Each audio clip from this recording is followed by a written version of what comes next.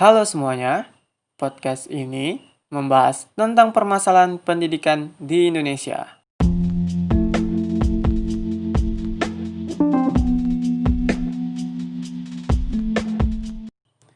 Kali ini, saya akan mengambil contoh terdekat, yaitu permasalahan pendidikan di Indonesia.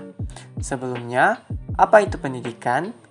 Pendidikan adalah proses pembelajaran yang merupakan kebutuhan primer yang harus dipenuhi.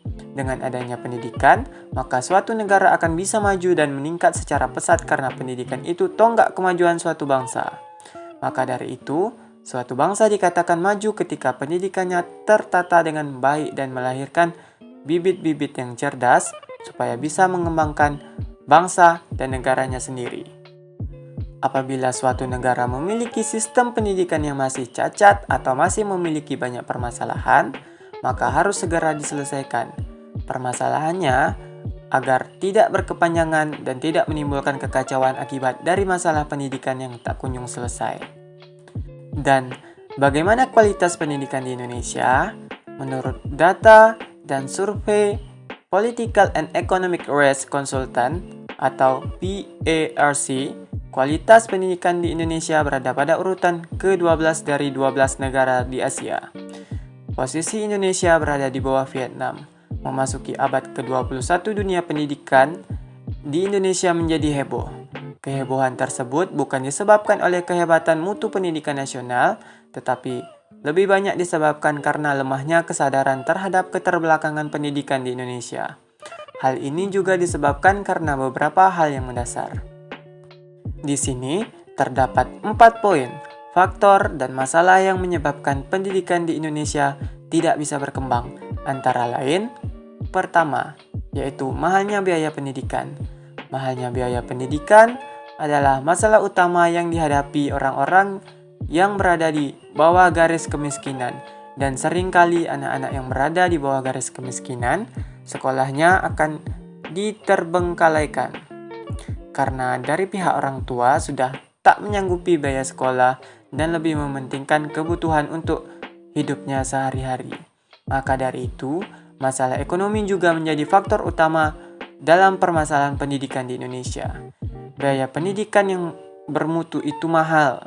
Mahalnya biaya pendidikan dari taman kanak-kanak hingga perguruan tinggi membuat masyarakat yang tidak mampu atau masyarakat miskin tidak memiliki pilihan lain kecuali tidak bersekolah.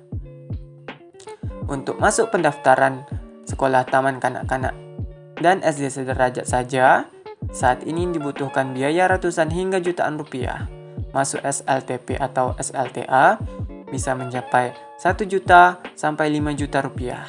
Bahkan pendaftaran di perguruan tinggi bisa mencapai 1 juta sampai puluhan juta rupiah. Selanjutnya, kedua, yaitu fasilitas pendidikan yang kurang memadai. Fasilitas pendidikan yang kurang memadai juga sebuah permasalahan pendidikan di Indonesia.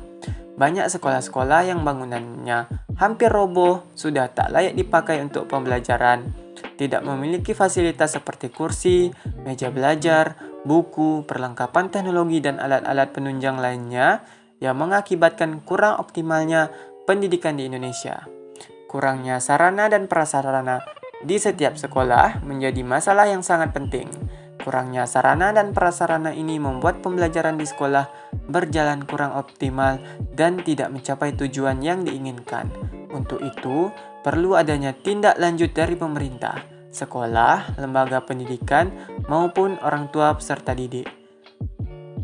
Menurut saya, kondisi pendidikan di Indonesia saat ini memang masih belum merata, terutama pada daerah-daerah seperti desa yang terpencil, terpelosok, maupun daerah yang identik dengan perekonomian yang rendah.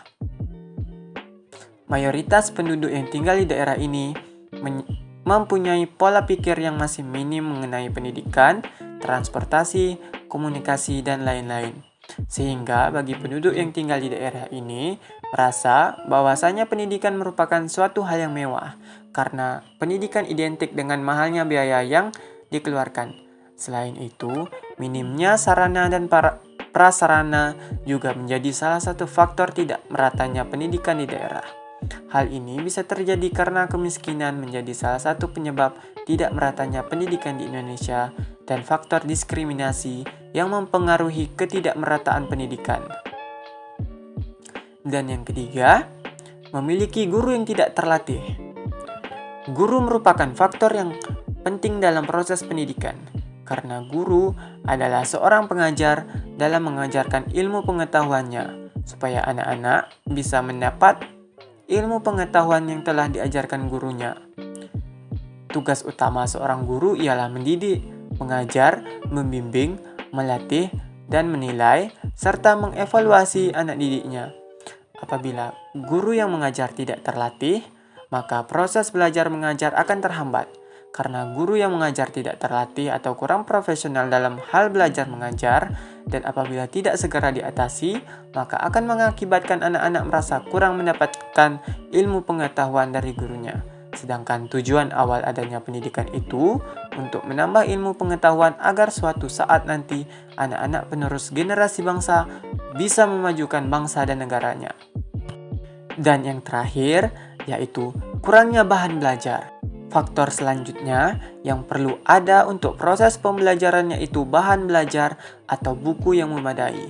Hal yang masih menjadi masalah adalah banyaknya siswa yang tidak memiliki buku pelajaran untuk mengikuti pembelajaran di kelas.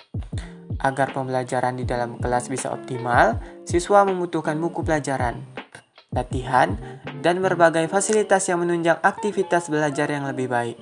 Bukan hanya siswa, seorang guru juga butuh bahan untuk mengajar di kelas. Guru wajib berbagi pengetahuan kepada siswanya agar siswa dapat mendapatkan pengetahuan dari seorang guru yang telah mengajarnya.